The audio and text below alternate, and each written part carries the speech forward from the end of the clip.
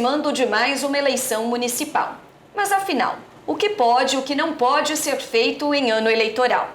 Para falar sobre esse e outros assuntos relacionados à legislação eleitoral, o programa Tema Livre de hoje recebe o advogado Marcos Roberto de Souza. Formado pela Unitoledo em 2006, especialista em gestão e políticas públicas, ele atua há 18 anos nas áreas de direito público e direito do trabalho e há 12 anos na área de direito eleitoral, trabalhando em campanhas e prestação de contas. Olá, doutor Marcos, seja bem-vindo ao nosso estúdio. Olá, Suzy, é um prazer estar aqui falando desse tema tão importante para a democracia, que são as eleições, né?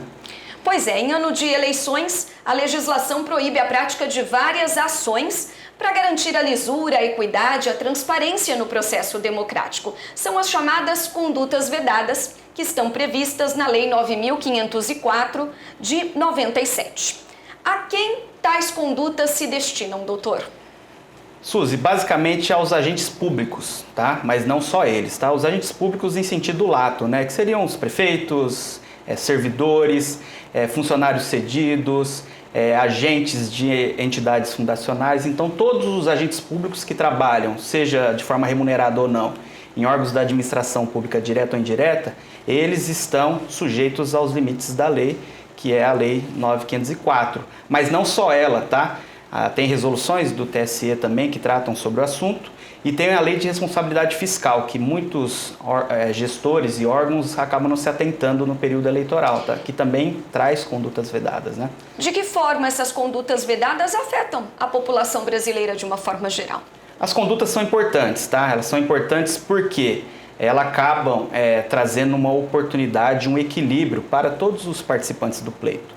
Se você não veda algumas condutas, acaba tendo um abuso de poder do gestor, daquela pessoa que tem uma máquina pública na mão. Então essa conduta vedada, essas vedações são importantes para quê? Para que o processo eleitoral seja de forma transparente, traz uma lisura e a população enxergue uma disputa equilibrada. Então isso é muito importante para a população. Essas condutas, elas são permanentes ou elas vão sofrendo alteração de eleição para eleição? Desde a edição da Lei 9.504, essas condutas são, em sua maioria, são permanentes, tá? Algumas poucas alterações ocorreram no decorrer do tempo. Eu acho que um dos poucos temas do direito eleitoral que é modificado são com relação às condutas vedadas. Ela já vem num histórico de poucas mudanças. A mais recente foi com relação ao limite de gasto com publicidade em ano eleitoral. Eles fixaram um teto de limite de gasto, já havia essa previsão, só que agora eles fixaram uma nova média de limite de gastos para evitar que no último ano o gestor vá e gaste muito mais com publicidade do que é permitido. A lei, nesse sentido, ela é sempre clara, muito precisa ou as dúvidas continuam frequentes? Com relação ao que é vedado, na minha opinião, eu entendo que a lei é bem clara, apesar de ser um texto meio difícil da população comum entender, ela é bem clara e o agente tem, com a leitura da lei, o acesso àquilo que pode ou não pode. O que não é muito claro e que vem sendo debatido muito pela jurisprudência, pelos doutrinadores, é o que? A fiscalização, a coibição e a aplicação das sanções. Qual que é a extensão? O que ele vai? Essa conduta, ela implica só na multa, implica em outra consequência, entendeu? Então isso que ainda vem sendo fomentado isso. Mas a justiça eleitoral está bem sedimentada, tá? Apesar das mudanças e dos posicionamentos, né? A justiça eleitoral é uma justiça diferenciada, porque muda-se muito a composição dos órgãos. Então, com essas mudanças, acabam também mudando os posicionamentos, né? Mas, em geral, a questão das condutas vedadas, elas são bem claras. E o gestor, ele começou o mandato dele, ele já sabe que daqui 4 anos ele pode fazer ou não, entendeu? Então, agora é especificar algumas dessas condutas vedadas, né, doutor? O que diz a legislação sobre o uso de recursos públicos em benefício de candidatos, de partidos políticos e até mesmo de federações? A legislação é bem clara. O uso de bens e serviços públicos é vedado. As únicas duas posições, uma é recente, mas uma é mais antiga, né, e já sedimentada, é a possibilidade de ceder espaço para as convenções partidárias. Por exemplo, a Câmara Municipal de Araçatuba ela pode ceder o plenário para partidos políticos fazerem suas convenções partidárias no período eleitoral. Certo. Então isso é permitido. A única hipótese de possibilidade que o gestor, o gestor público pode ceder alguma coisa é nessa condição. A outra é uma regra nova que está na resolução, que fala que o presidente da República ele pode utilizar o veículo oficial desde que seja os custos à expensa do partido político, tá? E seja declarado na prestação de contas. Mas mesmo isso sendo veículo oficial. Só que isso só o presidente da República, tá? É uma questão específica para ele. Governadores e prefeitos não, aí tem que ser um carro fora no período eleitoral. E com relação aos servidores públicos? Os servidores públicos, eles inclusive podem se candidatar no período eleitoral. Eles têm que se desincompatibilizar, se afastar. A proibição é o quê? O gestor, o agente público ceder um servidor para que trabalhe em campanha eleitoral no período do expediente. Isso é proibido. Fora do expediente, ou ele licenciado mediante licença-prêmio ou férias, ele pode normalmente trabalhar num comitê eleitoral. Isso não há proibição nenhuma. O que é proibido é ele no período do expediente estar à disposição de comitê político. Isso é proibido. E a distribuição gratuita de bens, valores, benefícios pela administração pública em ano eleitoral? Essa é uma questão bem difícil. Eu acho que é um dos temas mais difíceis e mais difíceis porque não pela a lei em si, mas pela fiscalização e aplicação. É difícil você fiscalizar e você aplicar as regras. Por exemplo, um prefeito em campanha para reeleição, a atividade dele se confunde com a atividade de candidato. Então, o que a lei proíbe? A lei proíbe a distribuição gratuita de bens para fins de promoção pessoal. Então, por exemplo, no período eleitoral, nos 3 meses que antecedem, não pode haver a distribuição de um novo programa para a distribuição de cestas básicas. Só que aquela política pública que vem sendo realizada todos os anos, ela pode ser mantida. Entendeu? Desde que não haja atos de promoção pessoal ou atos que levam a entender que é uma campanha eleitoral antecipada ou uma campanha eleitoral irregular. Então a lei, ela veda o quê? A distribuição gratuita para fins de promoção pessoal do gestor, que é candidato ou favorecendo um candidato que ele apoia, entendeu? O trabalho da assistência social, então, continua. Se ele já vem sendo realizado, ele permanece. Continua. Sim. Não tem problema. Não, nenhum. Isso aí já está na lei orçamentária, já tem uma previsão legal, então isso aí continua normalmente. A administração não paralisa. Pois é, nos 3 meses que antecedem as eleições, as restrições aumentam. E aí, como a administração pública continua com as suas atividades em obediência à legislação eleitoral, né? Haja vista aí os gastos com publicidade institucional, a proibição de pronunciamentos em cadeia de rádio e televisão. Ô Suzy, como a legislação ela vem antiga, né, de 97, o gestor, se ele planejar bem o mandato dele, a administração não para. Ele sabe o que ele pode no último ano de mandato dele, então ele, com base nisso, ele planeja, faz a lei orçamentária, então ele tem os 4 anos para planejar. Então, a administração não para. O que se proíbe, o que se veda é algumas atitudes, alguns atos que podem importar em promoção pessoal ou então em beneficiar algum candidato em detrimento de outro, né? Porque há um desequilíbrio. Como, por exemplo, a questão das inaugurações. Isso. A legislação proíbe a contratação de shows artísticos, né, para inaugurações e também proíbe a participação de candidatos em inaugurações de obras públicas. Então, a inauguração de obra pública ela pode ocorrer no período eleitoral. Ela não é vedada. O que a legislação proíbe é o show artístico, porque daí você induz o eleitor ao voto, né? E também o comparecimento do candidato, porque lá ele vai estar fazendo a promoção pessoal dele e aí já não é permitido. Antes do período eleitoral ele pode comparecer, antes dos 3 meses. Pode inaugurar a obra que for. Então até junho, julho, né? Ele vai ter um tempão aí para inaugurar. Depois disso já ele não pode participar. A obra até pode ser entregue, ele não pode participar.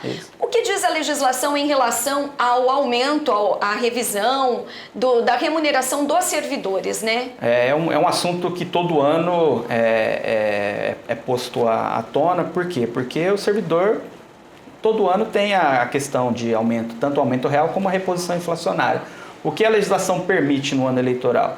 é a revisão geral dos salários. Que é prevista na Constituição. Isso, que é previsto, mas é só a reposição inflacionária. O aumento real, que é o chamado aumento real, isso não é permitido, para evitar uma forma de cooptação dos servidores e dos demais funcionários, né? Então a legislação proíbe, né? Porque senão o prefeito fica 3 anos sem dar nenhum aumento, chega no ano eleitoral e vai lá, vou dar o aumento, a reposição inflacionária e vou dar mais 10, 20% de aumento real. Aí configura então, um benefício. Isso. Então a lei eleitoral permite, desde que seja na circunscrição do pleito. Então esse ano o governador pode dar o aumento, o presidente pode dar o aumento, outros órgãos, mas o município não.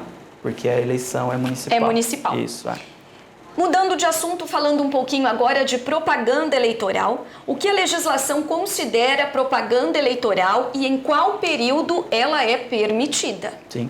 Propaganda eleitoral é aquela que o partido político ou candidato divulga suas ideias e suas propostas visando obter no período eleitoral, que é de 16 de agosto até o dia da eleição, obter o quê? O voto do eleitor. Isso é o que a lei eleitoral considera propaganda eleitoral. Fora disso aí, já não é mais propaganda eleitoral. O que se tem hoje é um novo instituto, novo, mas já vem, que é a pré-campanha. Eu brinco e falo com os clientes que tudo que não é campanha eleitoral é pré-campanha. E a pré-campanha hoje é um instrumento valioso para o pretenso candidato. Então ele pode exaltar as qualidades pessoais dele antes da eleição, ele pode participar de debates, entrevistas. O que ele não pode é o quê? Fazer a propaganda eleitoral antecipada, que é o pedido de voto. A questão é o pedido de voto. Isso. A legislação tem oscilado com relação se é explícito, implícito, mas o principal é o quê? Induzir o eleitor àquele voto. Por exemplo, na campanha eleitoral você não pode adesivar o carro, que é chamada plotagem. Você pode colocar um adesivo lá, mas não pode adesivar o carro todo com o número e a cara do candidato. Porque senão configuraria um outdoor. Agora imagine hoje, um pré-candidato faz um envelopamento de um carro todo, coloca lá, eu sou fulano de tal, pré-candidato. Se não pode na campanha, também não pode na pré-campanha. Na pré-campanha. Então isso eu entendo também que é uma forma implícita de induzir o eleitor, né, a buscar aquele candidato. Então isso é proibido, mas não está claro na lei isso. Então você tem que, as decisões vão nesse Aí sentido. É melhor evitar, né? Aí isso. A orientação mas é um evita, baita não faz. instrumento. Você tem 45 dias de campanha e você tem 4 anos antes de campanha. De pré-campanha. Tem gente que acaba a eleição e já começa a pré-campanha, né? Porque todo o seu ato, o seu dia a dia é pré-campanha. Um parlamentar, por exemplo, ele pode divulgar os atos institucionais dele, a atuação parlamentar dele durante todo o período. Na verdade, a linha é muito tênue, né? É muito complicado. Mas isso, é muito bom, porque a campanha ficou curta, restrita. Eu entendo que era, tirando algumas questões que foram cessadas, que é a questão da boca de urna, mas era gostoso ter a placa, o carro de som. Hoje está muito restrito, né? Então, essa pré-campanha acaba trazendo uma possibilidade do candidato se promover, né? E aí na pré-campanha vacilou, não obedeceu às regras previstas em lei, quais são as punições? São várias, né? Desde a aplicação da multa, até uma questão de cancelamento de registro de candidatura, dependendo do tipo de campanha eleitoral, se houve um abuso, entendeu? Então, começa com a retirada da campanha que é irregular, até outras sanções eleitorais e até mesmo criminais, por exemplo, divulgação de notícias falsas hoje. Não pode na campanha e também não pode na pré-campanha, então você está sujeito até crime, né? De 6 a 1 ano e multa, né? Então é uma pena pesada, né? O que tem se visto, doutor? As denúncias e as consequentes punições têm sido cada vez mais frequentes, assim? Além de ser frequentes, estão sendo bem fiscalizados. A Justiça Eleitoral hoje ela conta com um aparato muito bom de fiscalização, principalmente no período eleitoral, e tem aplicado as sanções, né? Isso é importante, né? Não fica naquela denúncia vazia não, a Justiça Eleitoral tem aplicado. Recentemente em Birigui um eleitor foi condenado, tá, criminalmente por fazer boca de urna, tá? O aliciamento de eleitores e a Justiça foi implacável com ele, aplicou as sanções previstas na lei. Isso é importante porque o eleitor, quando toma conhecimento de que a lei está sendo aplicada, ele, não vou, né? Porque antes podia ser tudo, né? Agora não, agora tem fiscalização, tem a Polícia Federal, tem o Ministério Público atuando, então a a eleição em si hoje está mais fiscalizada, né? E com relação ao aumento das denúncias, uma maior conscientização também e participação do próprio eleitor, né? Sim. O eleitor é preponderante, né, a participação dele, e ele pode buscar os meios, os canais. Se ele sentir que tem alguém fazendo um ato irregular, uma propaganda irregular, ele tem que buscar a Justiça Eleitoral, fazer a denúncia. Tem até mecanismos hoje de denúncia anônima, né, que são os aplicativos dos pardais, né, o Pardal, né? Então o eleitor está bem seguro, mas é importante coibir, porque a Justiça Eleitoral não está em todos os lugares. Entendeu? Então é importante a denúncia, né? O eleitor participar. A respeito do financiamento das campanhas políticas, as doações de pessoas físicas e de pessoas jurídicas estão mantidas? Não. Hoje não pode mais. Hoje o que se pode apenas é doações de pessoas físicas, recursos próprios, comercialização de bens. Agora, a doação de pessoas jurídicas continua proibida. O STF proibiu esse tipo de financiamento de campanha. Isso vem sendo mantido. Todavia, foi criado, né, ou aumentado outros tipos de campanha, que são os financiamentos públicos de campanha, né? Hoje esses são os meios de financiamento das campanhas políticas. Principalmente doações de pessoas físicas, né, limitadas a 10% dos rendimentos. Tem um limite, exatamente. Isso. Recursos próprios também tem limite, para evitar que aqueles candidatos com muito recurso financeiro possam se sobressair sobre um candidato que não tem. Causar um desequilíbrio no processo. E a comercialização de bens. Só que aqui na região é muito pouco isso aí, eventos de candidatura, jantares. Em outras localidades a gente tem mais isso, tá? Vendas de brindes e etc. Né? E o fundo partidário, como que funciona? Na verdade, nós temos dois fundos de financiamento de campanha, dois fundos públicos, né? Um é o fundo eleitoral e o outro é o fundo partidário. O fundo partidário foi criado em 97, é um fundo que ele é destinado todos os anos aos partidos políticos e ele serve tanto para custear o partido com aluguel de comitê político, água, luz, durante o decorrer da campanha. Não, dos anos. Tá. E também e também financiar as campanhas políticas, ele pode ser destinado. Certo, entendeu? certo. E depois que foi o recurso para os partidos políticos. E depois que foi proibida o financiamento por pessoas jurídicas, o que se criou? Criou o fundo eleitoral, que é o Fundo Especial de Financiamento de Campanha. Esse fundo eleitoral foi criado especificamente para bancar as campanhas políticas. Aí já é específico ali para o período Isso. Então de são campanha. dois recursos que o candidato pode receber. Certo. Dois recursos públicos. Então é o fundo partidário e o fundo eleitoral. E o montante repassado tem a ver com a representatividade nas casas legislativas. Aí quanto maior a representatividade, maior a destinação do fundo partidário. O fundo eleitoral ainda tem algumas regras que acabam possibilitando aquele partido que não tem uma representatividade maior receber. Tem um percentual que é destinado e distribuído de forma igualitária entre os partidos. Mas o grosso, né, são os maiores, né? Então as maiores bancadas recebem os maiores recursos, né? Na última eleição, salvo engano, foram mais de 1 bilhão. Entendeu? Aí é uma questão para se pensar, né? Tiraram um financiamento de pessoa jurídica e aí criou-se um outro tipo de financiamento, né? E era um dinheiro que poderia estar sendo investido em outras áreas. E aí se leva toda uma reflexão. E a cada 2 anos, né? Com relação às pesquisas e enquetes eleitorais, quais são as regras para divulgação? Até dia 31 de 2023, as pesquisas eleitorais poderiam ser feitas de forma livre. Certo. A partir do dia 1º de janeiro, todas as pesquisas eleitorais devem ser registradas no TSE. E até 5 dias antes das divulgações, só que não é obrigatório ser divulgada. Só que hoje toda pesquisa eleitoral deve ser registrada no TSE. A pesquisa eleitoral ela pode ser divulgada até às 17 horas do dia da eleição, tá? Mas todas as pesquisas devem ser registradas. Com relação às enquetes e às sondagens que são realizadas hoje, mas na internet, né? O pessoal blogs, Facebook. Ela é proibida a partir do dia 15 de agosto. Então, até o dia 15 de agosto podem ser feitas essas enquetes. Depois do dia 15 de agosto é proibida, tá? E uma questão importante, divulgação de pesquisa fraudulenta é crime, tá? Então, toma muito cuidado e a Justiça Eleitoral está atenta a isso, tá?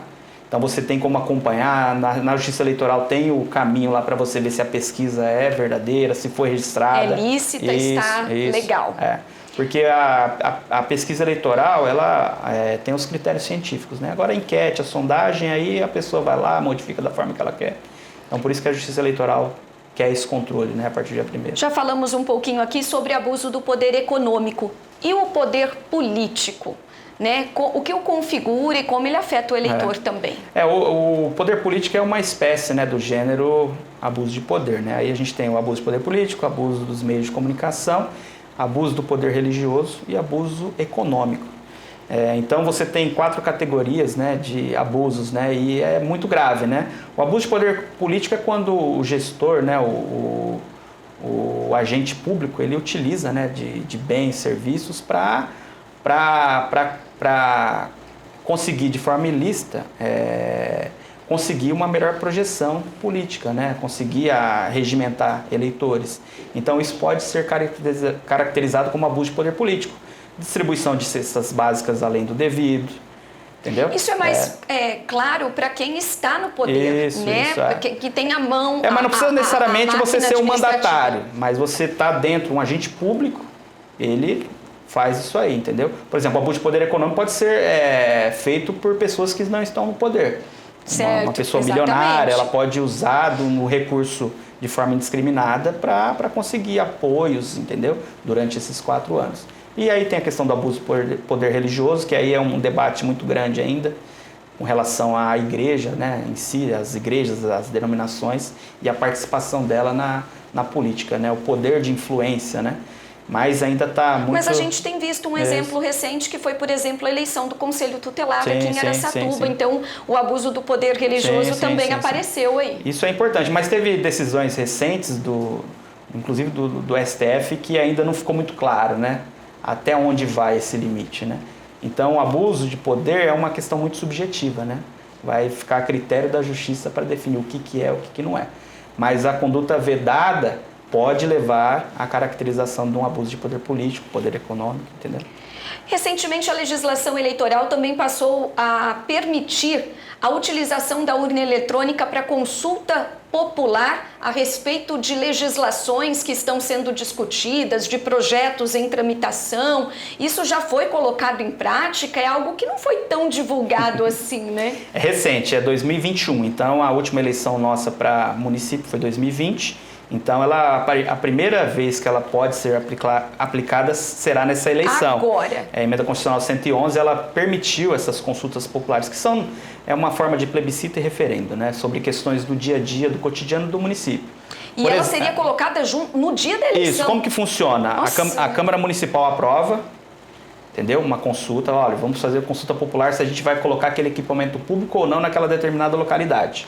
Vamos consultar a população. Mas a Câmara Municipal aprova isso. Certo. Ela encaminha até 90 dias para a Justiça Eleitoral e a Justiça Eleitoral, de forma concomitante às eleições, ela dá a opção para o eleitor discutir sobre aquele tipo de consulta pública. Isso é importante porque é uma forma da população participar da democracia, né? A forma de participação nossa é por representação. Mas muitos eleitores já têm tanta dificuldade para votar e colocar mais uma... Eleição municipal eu acho que ainda dá, porque eleição municipal você vota para vereador. 2 candidatos. Isso, aí você incluiria mais um. Só que seria importante a divulgação, né? Exatamente. A divulgação, né? O que não pode são as propagandas, tá? Você pode divulgar, mas a legislação proíbe as propagandas a favor, igual acontece em outros estados, em outros países, né? Mas a divulgação de forma igualitária entre a proposta favorável ou não, isso aí é permitido. Já aconteceu, tá? Antes da edição da emenda constitucional, salvo engano, o município de Petrópolis, no Rio de Janeiro, fez uma consulta popular que eu acho que serviu de base para essa emenda constitucional. Ela fez uma consulta popular junto com a eleição municipal e lá foi definido se a população era a favor da utilização de animais tracionados, as charretes, para levar os turistas. Então, tinha o pessoal que era contra, o pessoal a favor, aí foi colocado, a proposta foi rejeitada, foi proibido a utilização desses animais. Deu certo, então e o TSE homologou. Então, foi homologado, então não tem discussão. Como que um gestor vai ir contra, né, o que a população decidiu? Tá certo, mas precisa de divulgação. Mas precisa ser aperfeiçoado, mas eu acho que é um bom mecanismo, tá, para algumas questões aí. Para encerrarmos essa entrevista, vamos falar dos principais direitos e deveres do eleitor brasileiro, principalmente no dia da eleição, o que pode e o que não pode, para ficar claro. O principal dever do eleitor é o votar, né? E ser votado, né? Isso é uma garantia nossa, né? A Constituição assegura a todos, mulheres, jovens, né? Então isso é muito bom, a participação. Mas não basta só votar ou ser votado, também tem que observar as regras, né? Principalmente no dia da eleição, né? Com relação à campanha eleitoral que pode ser feita, a forma de se comportar, né? Então a gente tem visto muita coisa errada aí, mas o eleitor está mais consciente, né? Uma forma que pode é a manifestação silenciosa individual. Você tem um candidato ou um partido de preferência, você coloca um broche, vai para a sua escola, vai até a sua cabine de votação, vota, sai da cabine, se desloca até sua casa, tranquilo. Isso aí pode, é permitido. Até camiseta tem uma discussão, tudo, desde que você não fica ali circulando. Vai lá, vota e sai. O que não pode é o quê? Aliciamento de eleitor, carro de som,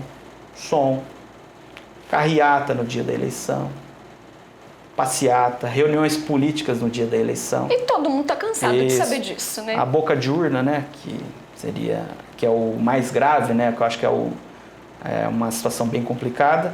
E a questão da internet também. Você não pode fazer novo conteúdo na internet nem impulsionar. No dia da eleição, aquilo que está na internet você pode manter. Deixar lá a página, só que não pode criar um novo conteúdo e muito menos impulsionar esse novo conteúdo. Se você já tiver impulsionamentos já previstos, aí você pode fazer. Fora isso, mantém. Não. Então, esses são basicamente o que pode, o que não pode no dia da eleição. Antes, não pode muita coisa. A legislação está bem restrita, né? Daqui a pouco não vai poder nada. Eu não gosto, eu prefiro aquele sistema antigo lá. Está certo. O programa Tema Livre de hoje entrevistou o advogado Marcos Roberto de Souza, especialista em direito público, direito do trabalho e direito eleitoral. Obrigada, doutor, pela participação. Eu que agradeço, muito obrigado. E obrigada a você pela companhia. Lembrando que toda quinta-feira, a partir do meio-dia, uma nova entrevista vai ao ar pela TV Câmara, no canal 6 da NET e permanece disponível em nossas redes sociais, no YouTube e no Facebook. Você pode acompanhar pelo site aracatuba.sp.leg.br ou pelo QR Code que aparece na tela. A gente se vê até o próximo programa.